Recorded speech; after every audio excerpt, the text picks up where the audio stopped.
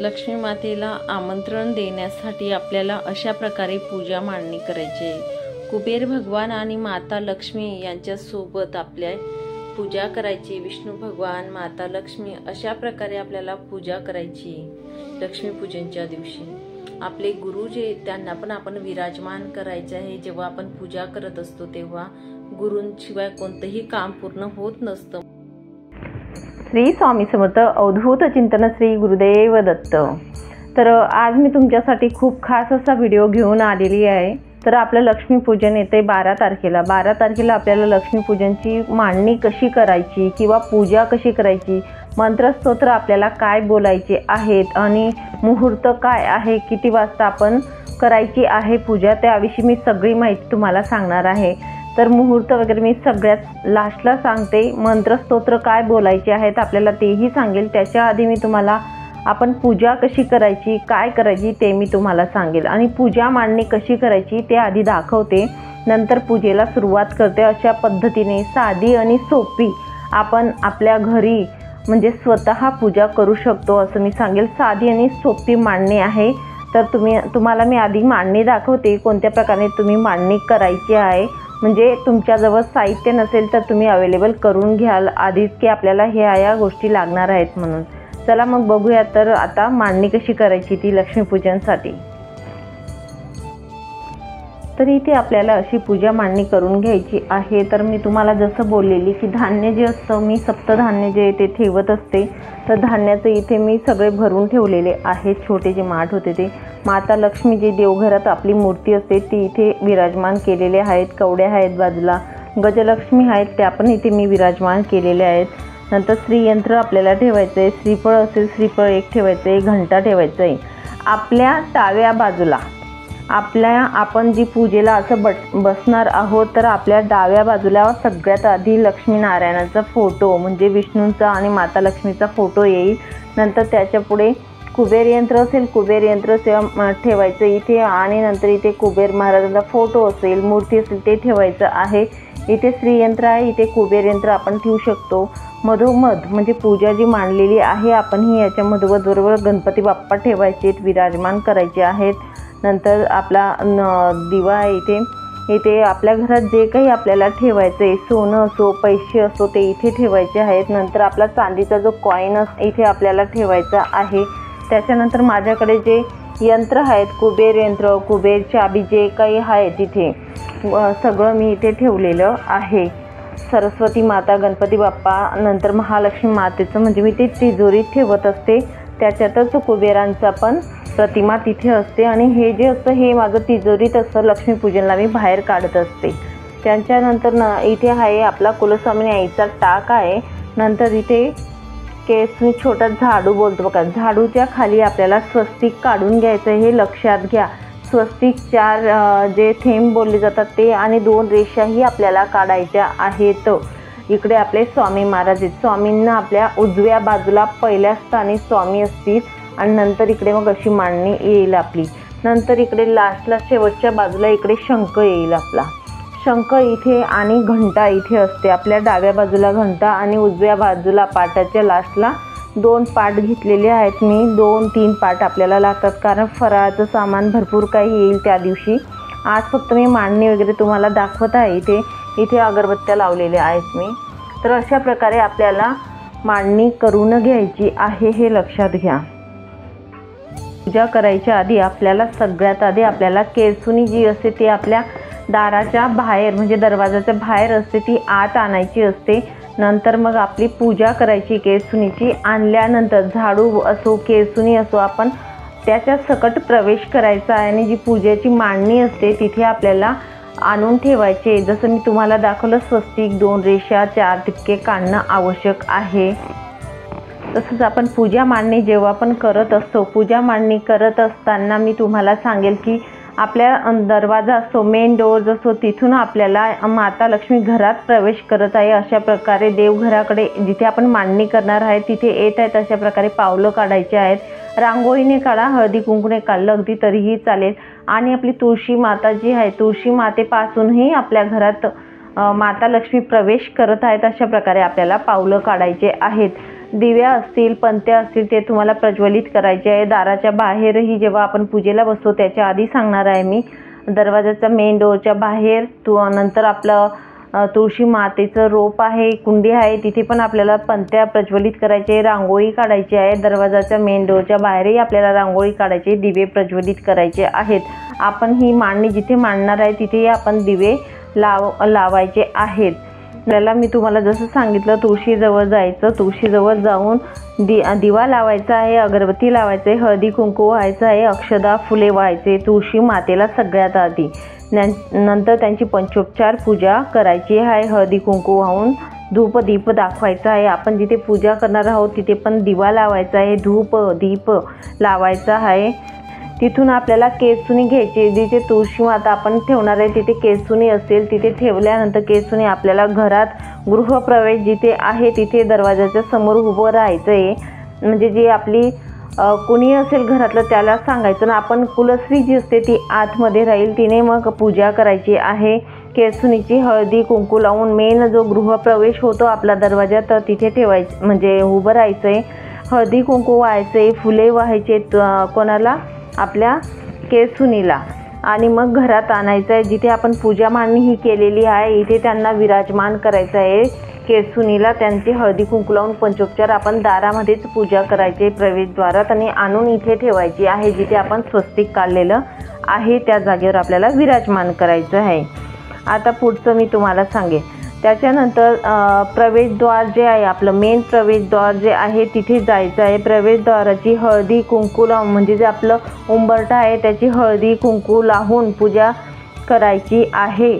नंतर आपल्याला त्याच्यानंतर महाराजांचा आता सगळ्यात आधी तर महाराजांची पूजा करायची. सगळ्यात आधी आपले येतात गुरु, नंतर गणपती बाप्पा आणि कुलस्वामिनी आई, हे तिघीही एका पाठोपाठ एक येतील.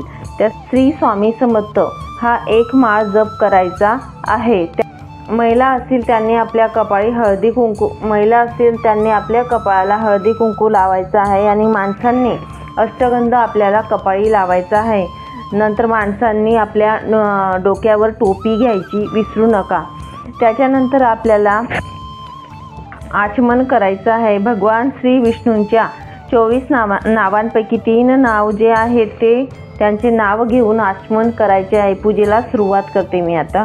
ओम केशवाय नमः, ओम नारायणाय नमः, ओम माधवाय नमः. नंतर मग पुढील 2 नावं जे बोलणार आहे ते 2 नावं बोलून आपल्याला पाणी तामणात सोडून द्यायचं आहे.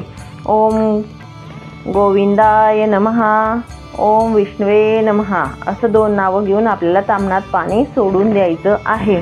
त्याच्यानंतर पुढे मी सांगेल आपल्याला संकल्प करायचा आहे. संकल्प करायचं गरजेचं असतं. कुठलीही सेवा आपण करत असतो, कुठलीही पूजा असतो, त्याच्या वेळेस आपल्याला संकल्प करणं अनिवार्य असतं. तेव्हा आपली जी पूजा असते ती फलित जात असते, हे लक्षात घ्या. म्हणून आपल्याला काय, हातात पाणी अक्षदा फुलं घेऊन पुढील संकल्प मंत्र म्हणायचा आहे, म्हणजे जो स्क्रीनवर तुम्हाला दिसेल.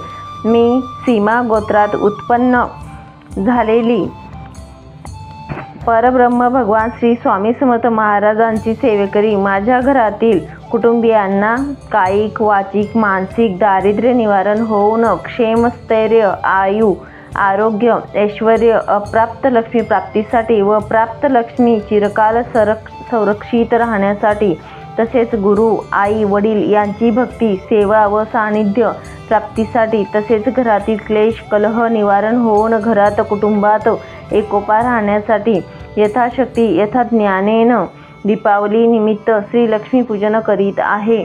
त्या अंगभूत निर्विघ्नतेसाठी श्री गणेशवध शुद्धीकरणासाठी कलेश शंख घंटी दीप पूजन करीत आहे, असं बोलून आपल्याला हे पाणी संकल्पाचं पाणी तामणात सोडून द्यायचं आहे. अशा प्रकारे आपण संकल्प घ्यायचा आहे. आता आपल्याला करायचं आहे पुढचं गणपती बाप्पाचं पूजन करायचं आहे. गणपती बाप्पांचा अभिषेक करायचा आहे. गणपती बाप्पांचा अभिषेक करायला आपल्याला गणपती बाप्पांना छोट्या डिशमध्ये घ्यायचं आहे. आता मी वरती घेते, तुम्ही खाली ठेवू शकता. जेव्हा पूजा कराल तेव्हा मी तुम्हाला असं दाखवण्यासाठी वरतीच दाखवते. तर आपण गणपती बाप्पांचा मंत्र बोलतो. ओम गम गणपते नमः, ओम गम गणपतये नमः, ओम गम गणपतये नमः. तुम्ही अथर्व शीर्ष बोलूनही अभिषेक करू शकतात. नंतर गणपती स्तोत्र बोलूनही अभिषेक करू शकता. नाहीतर मग अशा पद्धतीने साधं तुम्ही करू शकता. पाणी पंचामृत असेल पंचामृताने किंवा मग पाण्यानेही केलं तरी चालेल. फक्त पंचामृताने स्नान केल्यानंतर साधं पाणी टाकायला विसरू नका. अशा प्रकारे अभिषेक करायचा आहे. त्याच्यानंतर आपल्याला गणपती बाप्पांना पुसून घ्या चांगलं स्वच्छ कपड्याने. त्याच्यानंतर आपल्याला गणपती बाप्पांना विराजमान करायचं आहे. तांदूळ अक्षता टाका, हळदी कुंकू आपल्याला टाकायचं आहे. ते गणपती बाप्पांना विराजमान करायचं आहे. नंतर गणपती बाप्पांना हळदी कुंकू अक्षता वाहायच्या आहेत. गणपती बाप्पांना आपल्याला फूल वाहायचं आहे. दुर्वा असतील दुर्वा वाहा. नंतर गणपती बाप्पांना भरीव मंडल करून आपल्याला गूळ खोबऱ्याचा नैवेद्य अर्पण करायचा आहे. आता गणपती बाप्पांची पूजा झाल्यानंतर नैवेद्य वगैरे सगळं दाखवल्या गेल्यानंतर आपल्याला कुलस्वामिनी आईची पूजा करायची आहे. कुलस्वामिनी आईची माझ्याकडे टाक आहे तर मी टाक घेईल तामणामध्ये. टाक घेतल्यानंतर आपल्याला 99 मंत्राचा जो बोलून आपण अभिषेक करायचा आहे. गणपती बाप्पांचं जसं ओम गण गणपती बोललं तसं 99 मंत्र सगळ्यात फलदायी असा सिद्धी मंत्र म्हणजे सोपा आणि फलदायी मंत्र आहे. त्यामुळे आपल्याला कुलदेवीचं अभिषेक करताना ओम ऐं ह्रीं क्लीं हा 99 मंत्र जो येतो 11 वेळा 21 वेळा आपल्याला पटेल तेवढ्या परीने आपण अभिषेक करायचा आहे कुलस्वामिनी आईचा. ओम ऐं ह्रीं क्लीं चामुंडाय विचे, ओम ऐं ह्रीं क्लीं चामुंडाय विचे, ओम ऐं ह्रीं क्लीं चामुंडाय विचे. अशा प्रकारे आपल्याला अभिषेक करायचा आहे. पुसून घ्यायचा आहे. टाक असेल मूर्ती असेल तुमच्याकडे फोटो असेल फोटो पुसून घ्या. तुमच्याकडे जे आहे कुलस्वामिनी आईचं ते तुम्ही अशा प्रकारे करून घ्यायचं आहे. अक्षदा हळदी कुंकू टाक ठेवायचा. टाकाला हळदी कुंकू व्हायचं आहे आपल्याला. ओम ऐं ह्रीं क्लीं चामुंडाय विचे, ओम ऐं ह्रीं क्लीं चामुंडाय विचे. फूल व्हायचं आहे. फुलं कोणती कोणती व्हायची तेही मी तुम्हाला सांगेल नंतर. इथे कुलस्वामिनी आईला आपल्याला नैवेद्य दाखवायचा आहे. एक फळ असेल काही त्याचा आपण नैवेद्य दाखवते मी आता. तुम्ही जेवणाचा नैवेद्य दाखवू शकता. त्या दिवस आपण स्वयंपाक जो करणार आहे त्याचा अशा प्रकारे आपल्याला नैवेद्य दाखवायचा आहे. आता आपल्याला सगळे इथे पूजा मांडणीमध्ये जे काही आपण साहित्य ठेवलेले गजलक्ष्मी आहेत केसुनी आहेत सगळ्यांना आपण हळदी कुंकू अक्षदा वाहून घ्यायचे आहेत. जे गजलक्ष्मी आहेत कवड्या आहेत सगळ्यांना हळदी कुंकू वाहून. केसुनी आहे केसुनीची पूजा आपली झालेली आहे तरी पण आपण करून घ्यायची आहे पूजा. सोनं नाणं पैसे जे ठेवलेले आहेत त्यांना देखील हळदी कुंकू आपल्याला वाहायची आहे.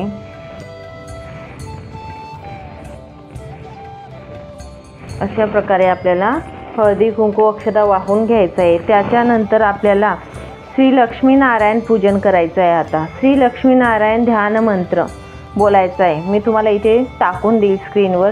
शांता हात जोडून आपल्याला लक्ष्मीनारायण ध्यान मंत्र बोलायचं आहे. शांताकारं भुजगशयनं पद्मनाभं सुरेशं विश्वाधारं गगनसदृशं मेघवर्णं शुभांगं लक्ष्मीकान्तं कमलनयनं योगिभिर्ध्यानगम्यं वंदे विष्णू भवभयहरं सर्वलोकैकनाथं. असं बोलल्यानंतर आपल्याला आता जो फोटो आहे आपला माता लक्ष्मी आणि विष्णूंचा त्यांची पूजा करायची आहे. हळदी कुंकू अक्षदा जे काही आहे त्याने आपल्याला माता लक्ष्मी आणि विष्णूंची पूजा करायची आहे. इथे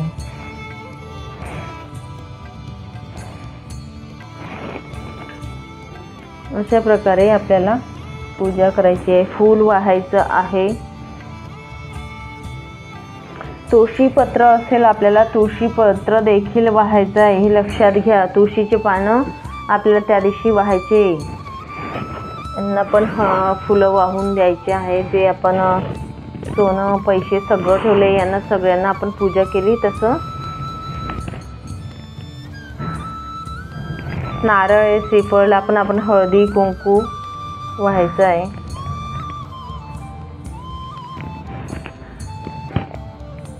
अशा प्रकारे पूजा करायची आहे. तर ही आपली पूजा झाली. त्याच्यानंतर आपल्याला कुबेर यंत्र पूजन करायचं आहे. कुबेर यंत्र माझ्याकडे नाही आहे, जी कुबेरांची मूर्ती आहे त्याची मी पूजा करणार आहे. तर कुबेर यंत्र असेल तुम्ही घेऊ शकतात, किंवा आपण जी कोजागिरीला तुम्ही सुपारी ठेवली होती बघा, ती पण घेतली अगदी तरीही चालेल, कारण कुबेर पूजा होणं आवश्यक आहे लक्ष्मीपूजनच्या दिवशी. म्हणून मी तुम्हाला सांगेल ती जी सुपारी असेल ती सांभाळून ठेवा आणि त्यांची पूजा करा. ठीक आहे. तर आता मी त्यांचा अभिषेक करणार आहे. तुम्हाला कुबेर मंत्र आपला नित्यसेवेच्या ग्रंथात आहे, त्याच्यात तुम्हाला जर नाही आला तर कुबेराय नमः म्हटलं तरीही चालेल. मी आता कुबेर मंत्र बोलत आहे. तर 11 वेळा 21 वेळा आपण पाण्याने अभिषेक करायचा आहे. ओम श्रीम कुबेराय नमः, ओम वैष्णवाय स्वाहा, ओम श्रीम ओम ह्रीं श्रीं ह्रीं क्लीं श्रीं क्रीं श्रीं वित्तेश्वराय नमः. अशा प्रकारे 11 वेळा पाणी आपण वाहून अभिषेक करायचा आहे कुबेर देवतांचा. आणि त्यांना पुसून घ्यायचं. अभिषेक केल्यानंतर पुसून जागेवर ठेवायचं आहे. गंध, अक्षदा, हळदी, कुंकू, फुले वाहून त्यांचं पूजन करायचं आहे. इथे ठेवायचं जागेवर. त्यांना हळदी, कुंकू, अक्षदा वाहायच्या आहेत, फुल वाहायचं आहे. कुबेर देवांची पूजा झाल्यानंतर आपल्याला जे नाणं आहे आपल्याजवळ बघा, लक्ष्मीचं नाणं जे असते ते नाणं घ्या. लक्ष्मी मातेची मूर्ती घ्यायची आहे. आणि यंत्राची नंतर करते मी. तर आपल्याला महालक्ष्मी मातेची आपण श्रीसूक्त म्हणून अभिषेक करू शकतो, किंवा बीज मंत्र जो आहे एम एम म्हणून पण करू शकतो. ठीक आहे. नाहीतर मग आपला श्रीसूक्त आपण 11 वेळा बोला, 1 वेळा बोला, श्रीसूक्त बोलून आपण अभिषेक करायचा आहे माता लक्ष्मीचा. अभिषेक केल्यानंतर आपल्याला माता लक्ष्मीला विराजमान करायचं आहे जागेवर. जसं ते जर चांदीचं नाणं आहे आपल्याकडे माता लक्ष्मीचं, त्यांना पण पुसून पासून इथे जिथून आपण उचललं तिथे आपण ठेवायचं आहे. हळदी कुंकू व्हायचं आहे. महालक्ष्मी नमः, श्री महालक्ष्मी नमः. नाण्याला पण हळदी कुंकू व्हायचं आहे महालक्ष्मी मातेच्या. त्याच्यानंतर जे श्रीयंत्र आहे माझ्याकडे, आता कुबेर यंत्रानंतर कुबेरांची मूर्ती होती, आता माता लक्ष्मीची मूर्तीचं झालं. आता मला श्रीयंत्राचा आपण अभिषेक करायचा आहे. श्रीयंत्राचा पण अभिषेक आपण श्रीसूक्त 1 वेळा बोलून करू शकतो. 16 वेळा आपल्या वेळेनुसार तुम्ही पूजा करा. तर इथे आपण श्रीयंत्राचा अभिषेक करायचा आहे. ओम महालक्ष्मी नमः, महालक्ष्मी नमः. तुम्ही श्रीसूक्ताने करू शकतात. अशा प्रकारे आपल्याला अभिषेक करायचा आहे श्रीयंत्राचा. 1 वेळ श्रीसूक्त बोललं अगदी तरीही चालेल, काही हरकत नाही. तर अभिषेक करून पुसून घ्या यंत्र पण. कुबेर यंत्र असेल, कुबेर यंत्राचा पण अभिषेक करायचा आहे तुम्हाला. मंत्र आपला कुबेराय नमः असं म्हटलं तरीही चालेल, नाही तर नित्यसेवेच्या ग्रंथात मी जो बोलली तोही बोलले अगदी तरी चालेल. इथेच ठेवायचं आहे आपल्याला श्रीयंत्र. श्रीयंत्राला हळदी कुंकू व्हायचं आहे. हळदी कुंकू, अक्षदा,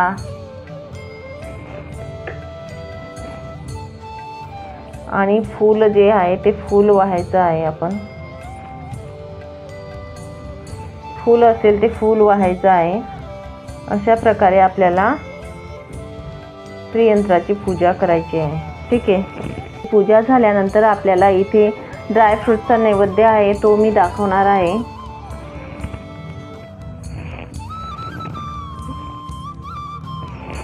नंतर आपल्याला धने आणि गूळ जो आहे त्याचा पण नैवेद्य आपल्याला दाखवायचा आहे. त्याला खूप महत्त्व आहे. नंतर आपलं बताशे आणि खोबरेच्या वाट्यांमध्ये बताशा आणि लाह्या घेऊन आपल्याला तो नैवेद्यही दाखवायचा आहे, हे लक्षात घ्या. अशा प्रकारे आपल्याला नैवेद्य दाखवायचा आहे. जो मुहूर्त आहे, मुहूर्त आपला आहे 5:40 पासून ते 7:36 आपण पूजा करू शकतो. 12 तारखेला लक्ष्मी पूजनाचा हा मुहूर्त दिलेला आहे. तर शंख आणि घंटी याची आधीच पूजा केली होती दिव्याची. या प्रकारे आपल्याला पूजा करायची. आता मंत्र स्तोत्र मी तुम्हाला सांगेल. दुर्गा सप्तशती ग्रंथामध्ये जे तंत्रोक्त देवी सूक्त आहे ते आपल्याला वाचायचं आहे, हे लक्षात घ्या. त्याच्यानंतर संध्याकाळी आपल्याला आरती वगैरे घ्यायची आहे. जी पूजा आपण आता केलेली आहे त्याच्यानंतर आपल्याला आरती घ्यायची आहे. धूप दीप दाखवायचं आहे, आरती घ्यायची. ही पूजा केल्यानंतर आरती घ्यायची आधी आपल्याला, ठीक आहे. आणि आरती घेतल्यानंतर धूप दीप दाखवायची. तंत्रोक्त सूक्त आधी बोलायचं आहे दुर्गा सप्तशतीमधलं, लक्षात घ्या. आणि नंतर आरती घ्यायची आहे. आरती घेतल्यानंतर आपल्याला सगळे आपल्या कुटुंबामध्ये सगळ्यांनी आरतीसाठी उभं राहायचं आहे, हे लक्षात घ्या. सगळ्यांनी पूजेला आपण बसताना सगळ्यांनी बसायचं आहे. नंतर लक्ष्मीकारक जे मंत्रस्तोत्र मी तुम्हाला सांगणार आहे आता आरती घेतल्यानंतर ते तुम्हाला बोलायचं आहे. सगळ्यात आधी तुम्हाला श्री स्वामी समर्थ महाराजांची एक माळ घ्यायची आहे मंत्राची. नंतर ऋणनाशक मंत्र जो आहे गणपती बाप्पाचा तो आपल्याला नित्यसेवेच्या ग्रंथामध्ये मिळून जाईल. ऋणनाशक मंत्र घ्यायचा आहे. एक माळ घ्या किंवा 11 वेळेस, पण मी बोलेल एक माळ घेतलेलं अतिउत्तम. एक माळ म्हणजे काही जास्त वेळ नाही लागत. नंतर कमलात्मक मंत्र जो आहे तो एक माळ घ्यायचा आहे. श्री विष्णू गायत्री मंत्र एक माळ घ्यायचा आहे. कुबेर मंत्र एक माळ घ्यायचा आहे. गीतेचा 15वा अध्याय आपल्याला वाचायचा आहे एक वेळा. गीतेची 18 नावं जे आहेत ते बोलायचे आहेत एक वेळा. व्यंकटेश स्तोत्र एक वेळा बोलायचं आहे. व्यंकटेश स्तोत्र तुम्ही नित्यसेवेच्या ग्रंथामधलं वाचलं ना तरीही चालेल, काही हरकत नाही. नंतर विष्णू सहस्रनाम स्तोत्र हे तुम्हाला एक वेळा बोलायचं आहे. रामरक्षा स्तोत्र एक वेळा बोलायचं आहे. ललिता सहस्रनाम एक वेळा बोलायचं आहे. आणि त्याच्यानंतर तुम्हाला क्षमा प्रार्थना एक वेळा बोलायची आहे. क्षमा अशा प्रकारे आपल्याला ही पूजा मांडणीची आहे. लक्ष्मीपूजनची मांडणी पूजा या प्रकारे आपल्याला करायची आहे. माता लक्ष्मीची पूजा करताना खूप व्यवस्थित अशी पूजा करा आणि सुंदर अशी पूजा साधी आणि सोप्या पद्धतीने मी तुम्हाला सांगितली, जी आपल्या केंद्राकडून सांगितली जाणारी जशी असते त्या प्रकारे मी सांगितली. नंतर आपल्या घरात आपण जेवणाला जे काही बनवणार आहोत नैवेद्याला पण खूप महत्त्व आहे. इथे पुढे आपण नैवेद्य ठेवायचा आहे. संध्याकाळच्या वेळेस जास्त आवाज होतील असे गाणे वगैरे काही लावू नका. टीव्हीवर असो किंवा स्पीकरने असो, जास्त म्हणजे आवाज येणार नाही अशा प्रकारे वागा आणि शांतता ठेवा. सगळ्यांनी व्यवस्थित पूजा करा आणि सगळ्यांनी माता लक्ष्मीचा आशीर्वाद घ्या. चला मग इथेच थांबते. नंतर अजून भेटेल पुढच्या व्हिडिओमध्ये नवीन माहितीसोबत नवीन विषयासोबत. तोपर्यंत श्री स्वामी समर्थ. अवधूत चिंतन. श्री गुरुदेव दत्त.